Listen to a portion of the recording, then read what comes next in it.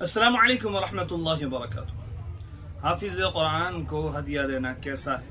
बहुत से लोगों ने सवाल किया था कि दे सकते हैं, जायज़ है।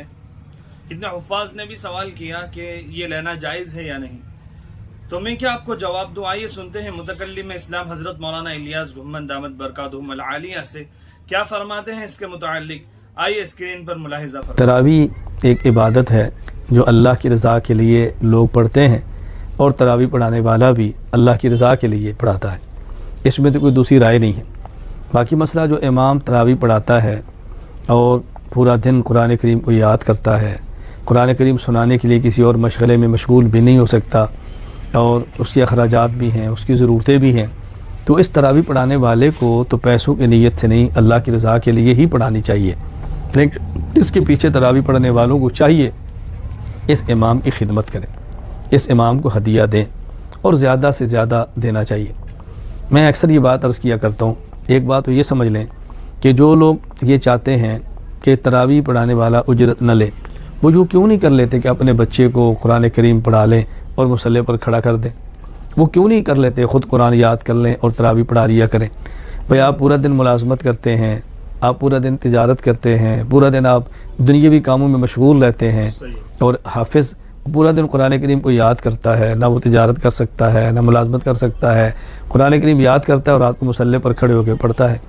अगर कोई बेचारे को एक अटकन भी आ जाए तो पूरी मस्जिद शोर भी डालती है, कोई भूल भी जाए तो आपकी बातें भी सुनता है, तो उसको मेहनत भी करनी पड़ती है।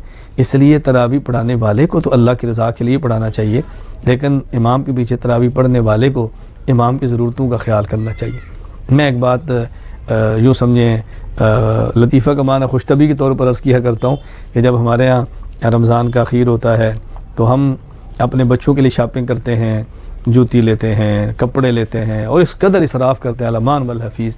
ज़रूरत की हद तक तो कोई हर्ज भी नहीं है, लेकिन बहुत आगे निकल जाने इसकी शरीयत में क्या गुंजाइश होगी। अब आपने सब कुछ कर लिया, अब मुझे आप फरमाएँ कि एक हाफिज़ साहब हैं, कारी साहब हैं, वो पूरा महीना कुछ नहीं करते, कुरान करीम याद करते हैं और रात तरावी पढ़ाते हैं। अब वो अगर महीने के बाद घर जाएँ और अहलिया पूछे भाई मैंने कपड़े लेने हैं, तो उन्हें कह दे भाई सूरत उन्निसा का अजर तुम ले लो। बेटी कहती है कि अबू मुझे जूती लेकर दे दे, तो क्या बेटी सूरह बकरा का सवाब तुम ले लो। अब बताओ इससे क्या उसके घर का माहौल ठीक हो जाएगा, उसकी ज़रूरतें पूरी हो जाएंगी? तो जिस तरह आप तरावी पढ़ते हैं अजर के लिए, वो भी तरावी पढ़ाता है अजर ही के लिए।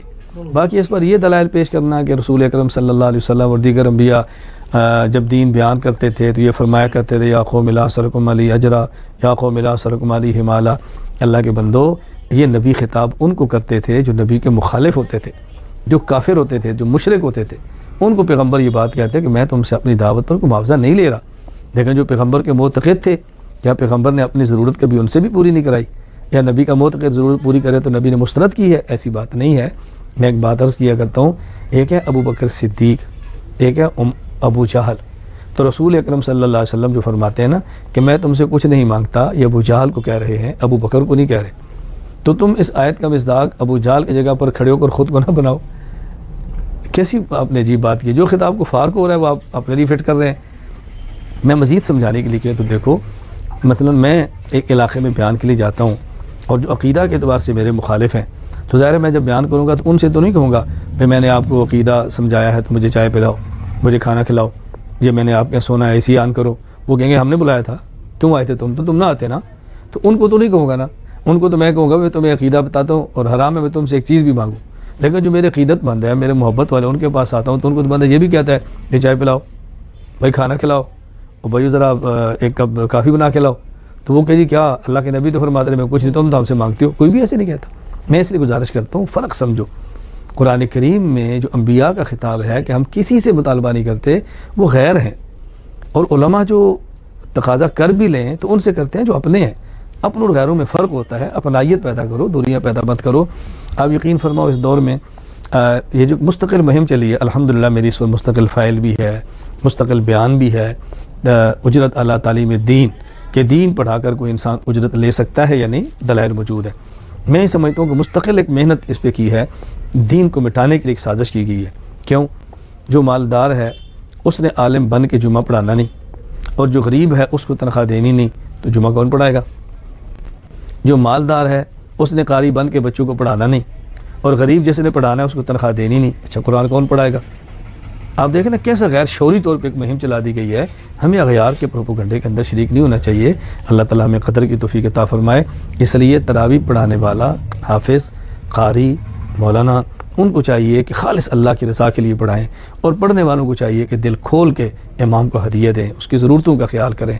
अल्लाह ताला हम सबको दीन पर अपना सब कुछ लुटाने की तौफीक अता फरमाए। मैं तो अर्ज़ किया करता हूँ कि सिर्फ़ ये दुआ ना किया करें अल्लाह दीन की खिदमत करने की तौफीक अता फरमा, बल्कि यूँ दुआ किया करें, ए अल्लाह दीन की खिदमत और दीन की खिदमत करने वालों की खिदमत, और फिर उस वो जो हमारी खिदमत है इसको कबूल फरमा। दीन की खिदमत करने की तौफीक दे, दीन की खिदमत करने वालों की खिदमत करने की तौफीक दे, और फिर जो हमने खिदमत की इसको अपने करम से कबूल फरमा। वाखिर दावाना अल्हम्दुलिल्लाहि रब्बिल आलमीन।